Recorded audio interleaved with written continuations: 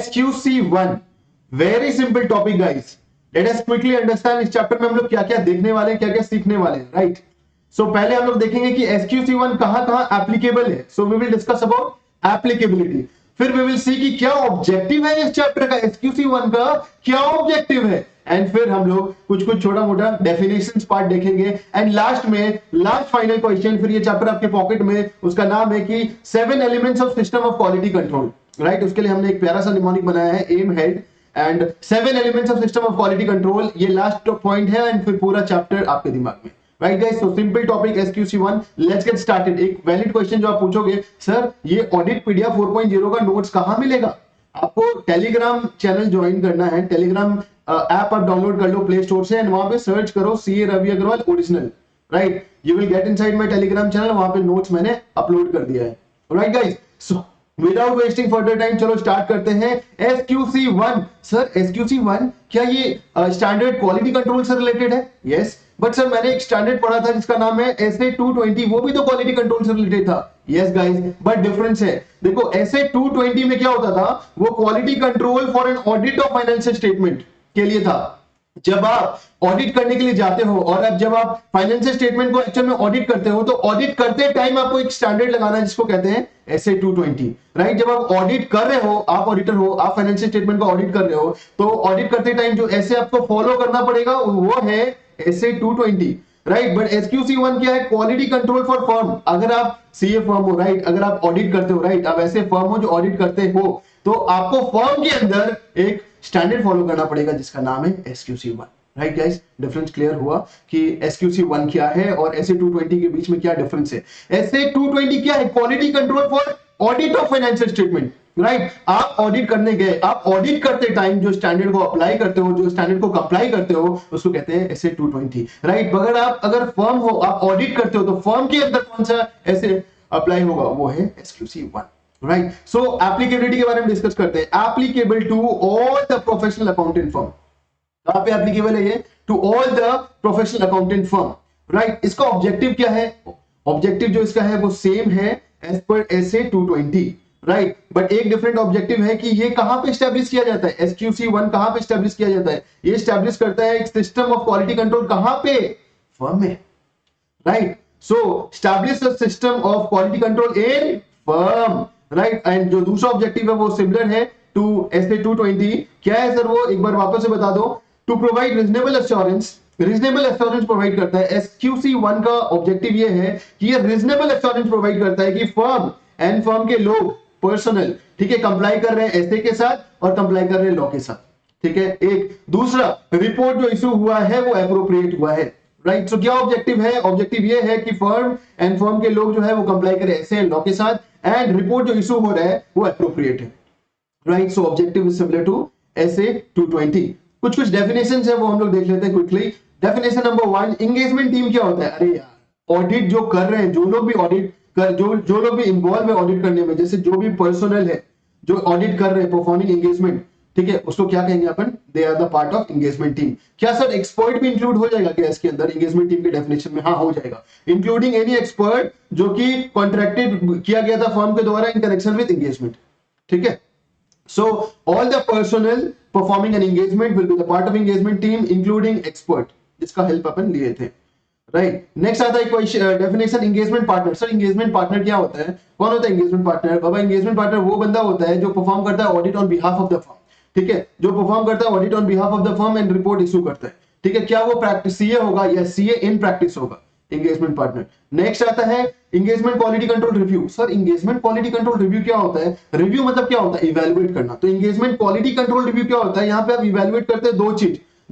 आप report issue करने के पहले दो चीज इवैल्यूएट करते हो। Before the report is issued आप इवैल्यूएट क्या करते हैं? दो चीज। वो क्या है सर? जजमेंट मेड, ठीक है। रिपोर्ट इशू करने के पहले आप चेक करते हो कि क्या जजमेंट मेड हुआ है, ठीक है। एंड दूसरा conclusion reach by engagement team, क्या कंक्लूजन रीच किया है एंगेजमेंट टीम। तो आप रिव्यू में क्या करते हो? एंगेजमेंट क्वालिटी कंट्रोल रिव्यू में आप दो चीज को रिव्यू करते हैं रिपोर्ट इशू करने के पहले आप इवैल्यूएट करते हो जजमेंट मेड, और फिर आप चेक करते हो, इवैल्यूएट करते हो conclusion reach by engagement team, ठीक है। एक और डेफिनेशन है डॉक्यूमेंटेशन, एंगेजमेंट डॉक्यूमेंटेशन। तो एंगेजमेंट डॉक्यूमेंटेशन क्या होता है गाइस? एंगेजमेंट डॉक्यूमेंटेशन से आपको नाम समझ में आता है रिकॉर्ड। ठीक है। एंगेजमेंट डॉक्यूमेंटेशन क्या है? रिकॉर्ड है दो चीज का, वर्क परफॉर्म, जो भी आपने वर्क परफॉर्म किया है ऑडिट करते टाइम, एंड कंक्लूजन रीच किया, वो सारे का रिकॉर्ड को हम कहते हैं engagement documentation. And lastly engagement quality control reviewer, नाम से ही समझ में आ रहा है रिव्यूअर। रिव्यूअर क्या होता है? रिव्यूअर वो बंदा होता है जो इवेलुएट करता है, ठीक है।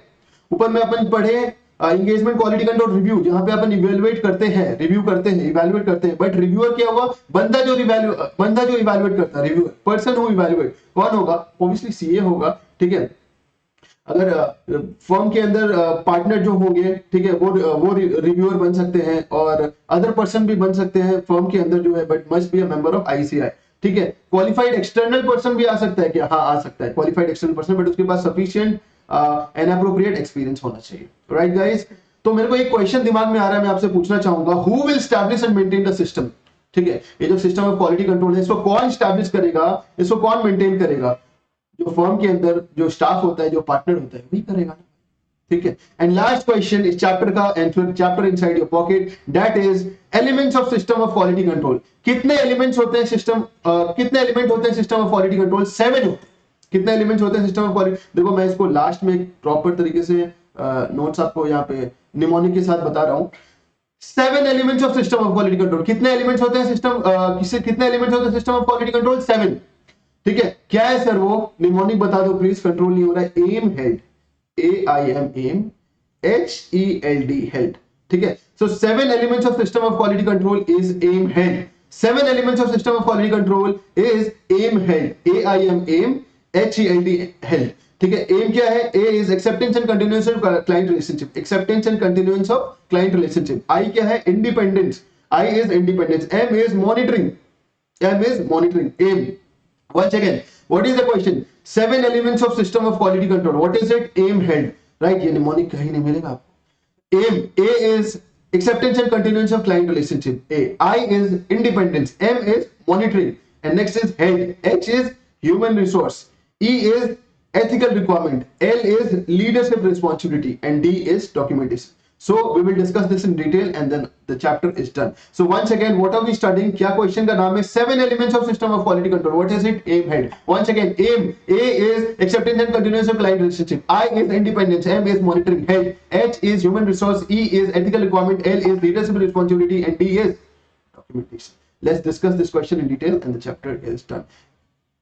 Guys, if you have not subscribed the YouTube channel, अभी तक कर लो, because next video आएगा तो पता कैसे चलेगा। So the question on your screen, 7 elements of system of quality control is aim held. A is acceptance and continuance of client relationship. इसमें क्या होगा? ठीक है, इसमें आप क्या करते हो ना, आप establish करते हो policies and procedure for acceptance and continuance of client relationship. बना दो policy procedure for acceptance and continuance of client relationship. establish करो, ठीक है, यही तो है quality control. A हो गया, I independence हो गया। आप independence के लिए ना policy and procedure maintain करो। Establish policy procedure to maintain independence, right? Independence को maintain करने के लिए क्या करो? Policy and procedure बनाओ, ठीक है, ताकि identify कर पाओ threat to independence and take कर पाओ appropriate action, so that you can identify threat to independence and you can take appropriate action. A is acceptance and continuance of client relationship. I is independence, and next is M. Okay, what is M? Monitoring, ठीक है। So establish policy procedure for monitoring also, no guys? Monitoring, establish policy procedure for monitoring, so that आप identify कर पाओ deficiency and complaints, ठीक है। सो monitoring के लिए भी स्टैब्लिश करो पॉलिसी प्रोसीड्यूर, आप आइडेंटिफाई कर पाओ deficiency and complaint, right. AIM acceptance and continuance of client relationship. I is क्या था? Independence, and M is monitoring, and next is held. H क्या है? बहुत डिटेल में जा रहा हूँ, रिवीजन लेक्चर है फिर भी, चलो कोई बात नहीं है, स्पीड बढ़ाएंगे। HELD, H क्या है? H is human resources. Policy procedure बना दो, किसके लिए? human resources के लिए। तो make policy procedure to provide reasonable assurance that it has sufficient personnel with capability, competence and commitment, ठीक है। एक policy procedure बना दो ताकि reasonable assurance मिले हमें कि हमारे पास sufficient personnel है, जिसके पास capability है, competence है, commitment है, right? H, E क्या है? E is your ethical requirement. Guys, ethical requirement establish करो policy procedure so that firm and its personnel comply करें किसके साथ? Ethical requirement के साथ। Establish policy procedure so that firm and its personnel comply with ethical requirement, ठीक है। ethical requirement क्या होता है? OIPCC, right? ये आपने SA 200 में भी पढ़ा होगा, अगर नहीं पढ़ा होगा तो मैं पढ़ाऊंगा। OIPCC, O is objectivity, I is integrity, P is professional behavior, C is competence and C is confidentiality. Right? मैंने क्या बोला?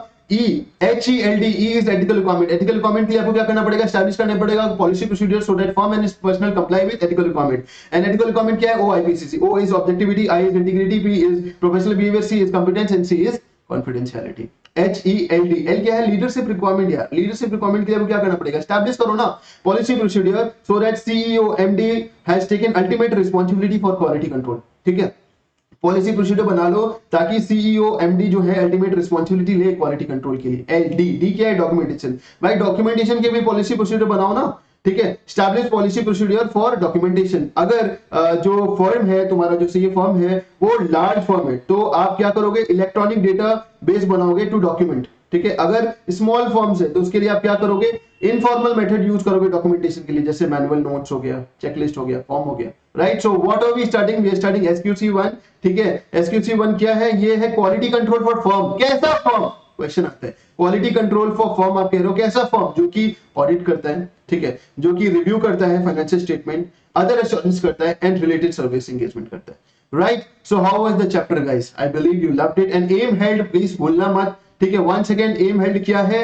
M held, A is acceptance and continuance of client relationship, I is independence, M is monitoring. Held, human resource, ethical requirement, leadership responsibility and D is documentation. Right guys, I believe chapter एकदम अच्छे से हो गया आपको. And जाने से पहले YouTube channel subscribe कर देना, बिकॉज नेक्स्ट वीडियो तो तभी पता चलेगा ना. एंड टेलीग्राम चैनल में जुड़ जाओ बिकॉज नोट्स वहीं पे आएगा. Right guys, till then, bye bye.